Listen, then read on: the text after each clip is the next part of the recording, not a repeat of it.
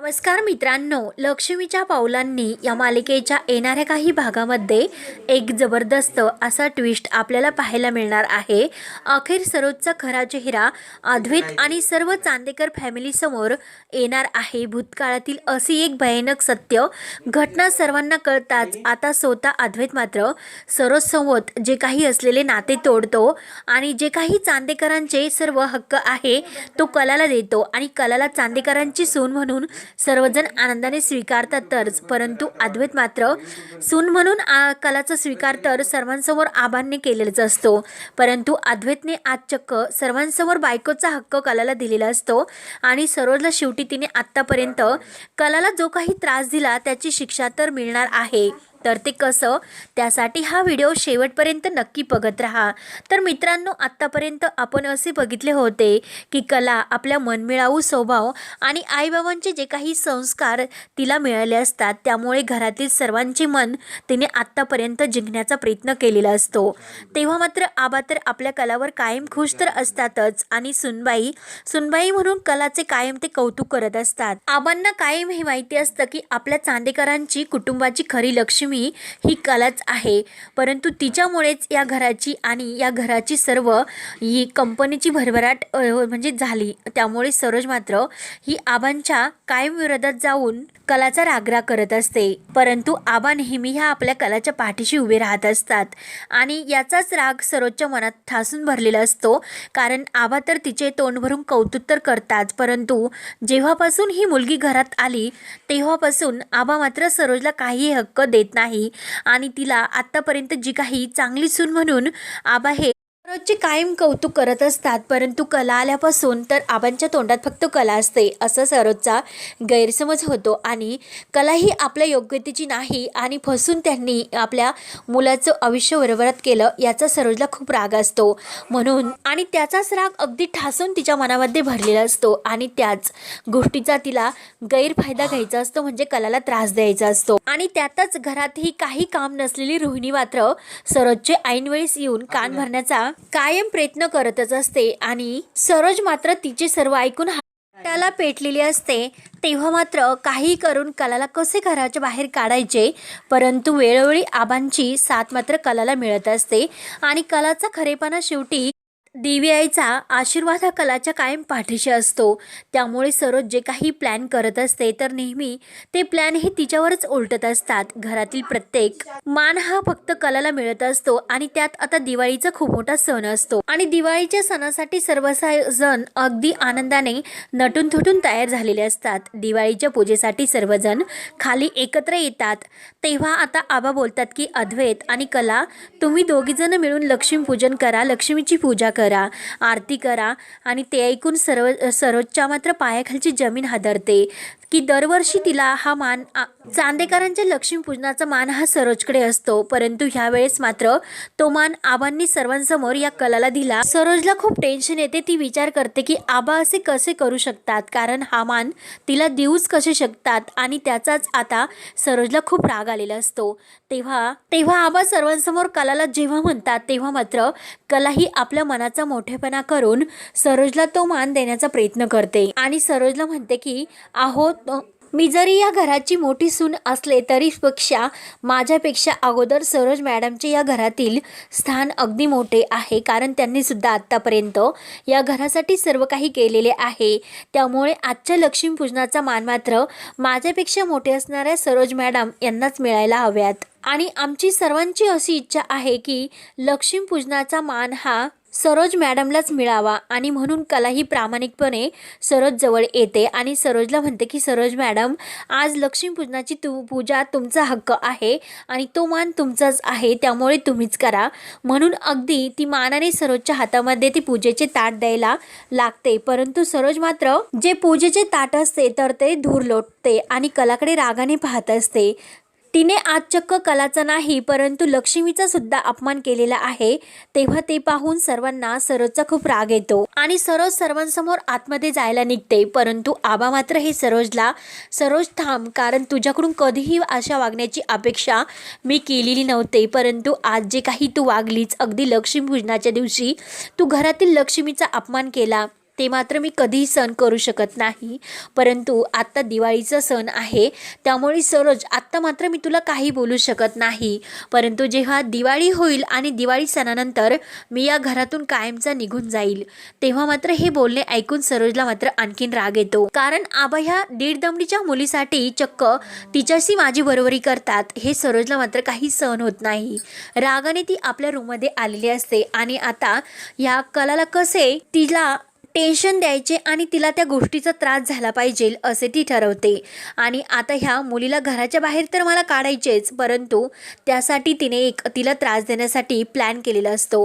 परंतु सरोजचा प्लॅन मात्र हा तिच्यावरच उलटणारा असतो. तेव्हा कला ही तिच्या हाताने मस्तपैकी लक्ष्मीपूजन करते आणि अद्वैत सुद्धा कलासोबत जोडीने लक्ष्मीपूजन करतात. त्यानंतर जे काही कलाचा जीव की प्राण असलेले जगदंबा भांडार असते, परंतु सरोजने मात्र काही गुंडांना सुपारी दिलेली असते. कारण तिला तर कलाला आता त्रासच द्यायचा असतो आणि त्यासाठी तिने जगदंबा भांडार हा प्लॅन केलेला असतो. कारण आता जर जगदंबा भांडार हे कलासाठी खूप प्रिय अशी तिची दुकान आहे, त्यामुळे आता जर ही आपण जाळून टाकली तर कलाचं खूप मोठं नुकसान होईल आणि तिला खूप मोठा धक्का बसेल आणि नक्की ह्या धक्क्याने ती हादरेल आणि काही ना काही कारस्थान करून तिला आता आपण ह्या गोष्टीमध्ये हरलेले बघून त्या संधीचा फायदा घ्यायचा आणि आणखीन नवीन काहीतरी कारस्थान तिच्यावर ढकलून द्यायचे आणि तिला ह्या घराच्या बाहेर काढायचे असे सरोजने प्लॅन केलेला असतो. आणि गुंडांना सुद्धा तिने सुपारी दिलेली असते. तेव्हा मात्र ती गुंडांना सुपारी देते आणि गुंडा जे काही कलाचे जगदंबा भांडार असतात तर ते जाळून खाक करण्याचा प्रयत्न करतात आणि सरोजला असे दाखवायचे असते की फटाक्याची जी काही आग आहे ती या भंडाराला लागली आणि ती जळून खाक झाली. परंतु त्या गुंडांनी जे काही पेटून दिलेली जगदंबा भांडार असते तर कलालाही समजते. कला तर घरी लक्ष्मीपूजन करते, परंतु तिला ऐनवेळेस समजते की जगदंबा भांडारला आग लागली.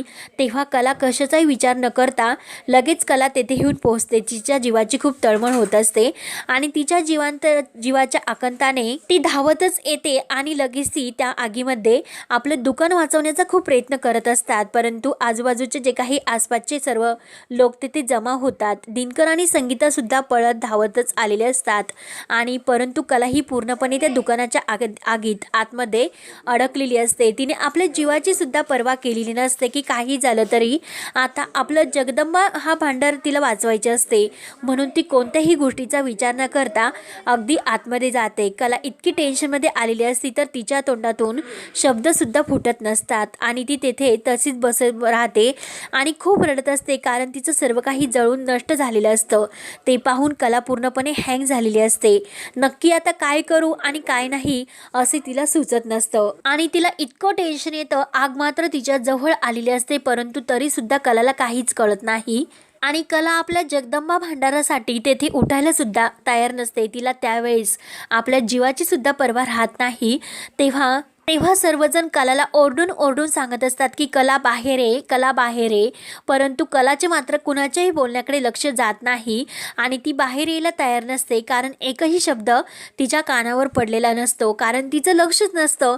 तिला फक्त एका गोष्टीचं टेन्शन आलेलं असतं की आपलं जे काही तिचं प्रिय जगदंबा भांडार असतं ते जळून खाक होत असतं अगदी तिच्या डोळ्यासमोर. तेव्हा संगीता तर अगदी तोंड झोडत असते आणि कलाला आवाज देऊन ती बाहेर ओढण्याचा प्रयत्न करत असते. दिनकर सुद्धा त्यावेळी खूप रडत असतो की कला बाळा, अगं तू आतमध्ये जाऊ नकोस, बाहेर ये. तेव्हा मात्र कलाची ती संकटात अडकलेली पाहून संगीता आणि दिनकर सुद्धा त्या आगीकडे धाव घेत असतात. परंतु बाकीचे जे काही लोक तेथे जमलेले असतात तर ते संगीता आणि दिनकरला धरतात आणि कला मात्र ही आपल्या जीवाची पर्वा न करता फक्त दुकानाकडे बघत असते आणि रडत असते.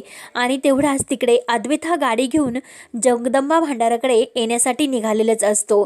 आग इतकी म्हणजे अगदी कलाच्या जवळ आलेली असते आणि तरी सुद्धा कला त्या आगीला घाबरणारी नसते. अगदी आगीत ती कला होरपळून जाणार असते आणि ते पाहून दिनकर तर चक्कर येऊन खाली बेशुद्ध होतो. आसपासचे लोक दिनकरच्या तोंडावर पाणी मारत असतात आणि त्याला शुद्धीवर आणण्याचा प्रयत्न करू लागतात. संगीता सुद्धा ही भान हरपलेली असते आणि मोठ्याने रडत असते, जीवाचा आकांत करून ती अगदी तोंड झोडत असते आणि त्याच वेळेस काजलला काय करू आणि काय नाही असे होते. ती सुद्धा कलाताईला म्हणते की अगं कलाताई बाहेर ये, कलाताई बाहेर ये, म्हणून ती सुद्धा आगीच्या दिशेने दुकानमध्ये जाण्याचा प्रयत्न करत असते. काजलला नेमकं काय करू आणि काय नाही हे कळत नसतं. जगदंबा भांडारच्या बाजूला खूप काही गर्दी जमलेली असते, लोकांचा आरडाओरड सुरू असतो आणि त्याच वेळेस सरोजला मात्र त्या गुंडांचा फोन येतो की तुम्ही जे काम दिलं होतं ते सर्वच काम आत्ता झाले आणि जी काही उरलेली रक्कम आहे ती आम्हाला द्या.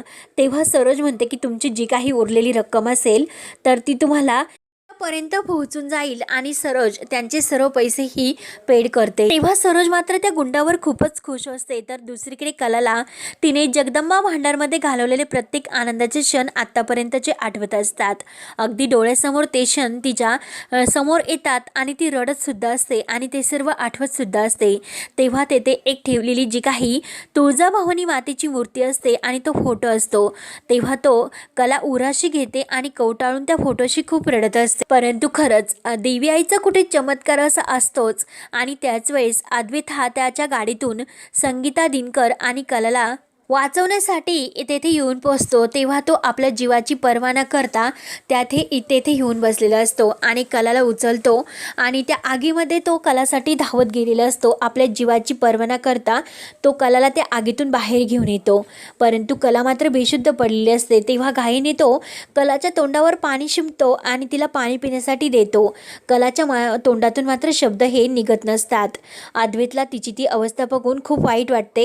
तो कलाला गाडीत ठेवतो आणि संगीता दिनकर यांना सुद्धा गाडीजवळ घेऊन येतो, परंतु कलाला तो पाणी पाजतो आणि पाणी पाजल्यानंतर तो विचार करत असतो की आग मात्र लागलीच कशी असेल.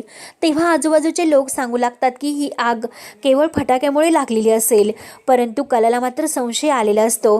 ती म्हणते की नाही, अशा फटाक्यांनी एवढी मोठी आग लागणं हे शक्य नाहीच, नक्कीच हे कुणाचं तरी कारस्थान आहे आणि मागच्या वेळी सुद्धा आमच्या घरामध्ये तोडफोड झालेली होती आणि आता या मागे जो कोणी आहे त्याला मी अजिबात सोडणार नाही. त्यामुळे आता अद्वैतला लगेच पोलिसांना फोन करतो आणि घडलेल्या सर्व काही प्रसंगाबद्दल तो पोलिसांना सांगतो. जो कोणी असेल तो व्यक्ती यामागे आणि जे काही आत्ता सुद्धा त्याने केलेले कारस्थान आहे लवकरात लवकर त्याला अटक करण्यासाठी तो पोलिसांना सांगतो. तेव्हा सरोजने जे काही गुंड तेथे पाठवलेले असतात त्याचा पुरावा म्हणून ते काही जे रॉकेलचे डबे असतात तर ते तेथेच सोडून जातात आणि जी काळीच पिटी सुद्धा असते तर ती सुद्धा तेथेच पडलेली असते. त्यावरून आता अद्वैत आणि कलाला पूर्णपणे संशय आलेला असतो की नक्की हे कोणाचे तरी कारस्थान आहे, कारण या सर्व डब्यावरून आणि येथे पडलेल्या पेटीवरून हे सर्व कोणीतरी मुद्दाम केले हे त्यांच्या लक्षात येते. तेव्हा मात्र पोलीस त्या गुंडाचा शोध घेतात आणि एके दिवशी मात्र त्या गुंडांचा शोध घेतल्यानंतर पोलिसांना सर्व काही त्या डब्यावरून आणि त्या काडीचपेटीच्या संशयावरून खरा गुन्हेगार कोण आहे आणि सर्व कोणत्या गुंडांनी केलेले असावे हे सर्व काही लक्षात येते.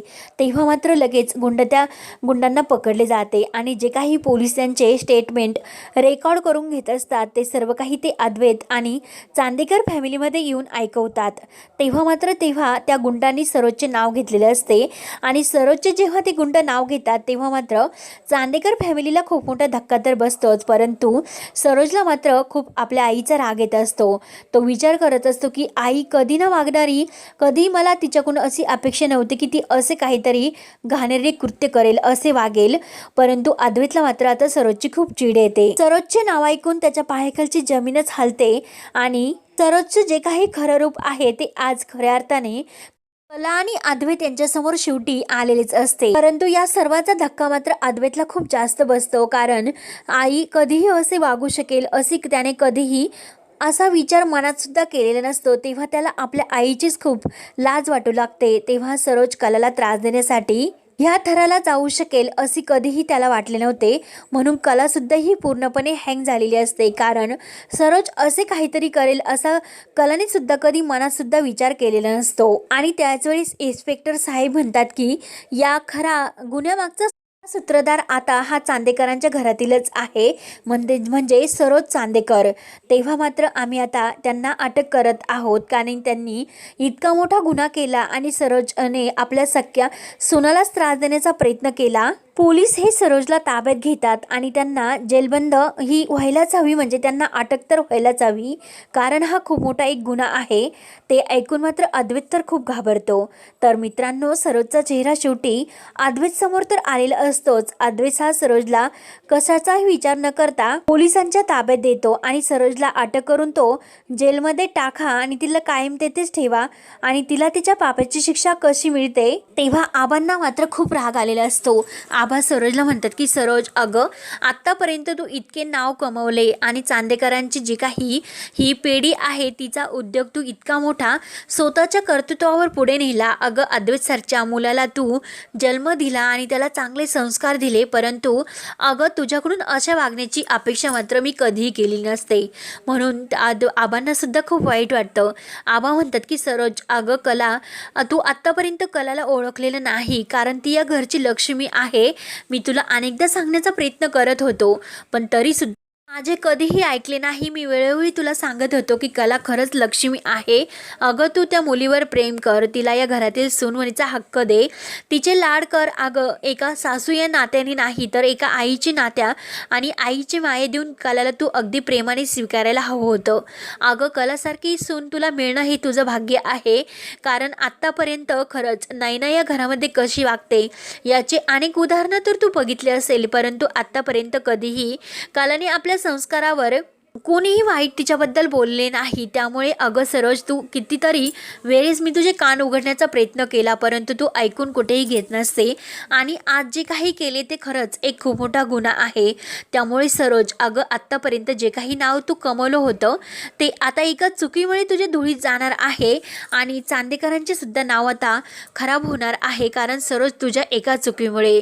अगं सरोज, मी कधीही तुला माफ करू शकणार नाही. तेव्हा आता खरा चेहरा जो सरोजचा आहे तर तो सर्वांच्या समोर येतोच, परंतु अद्वैतला मात्र आपल्या आईचा म्हणजे सरोजचा खूप राग येतो आणि तो कलाची माफी मागतो. कलाला म्हणत असतो की मी आत्तापर्यंत कला तुला खूप त्रास दिला, परंतु आता यापुढे मी तुला कोणताही त्रास देऊ शकत नाही.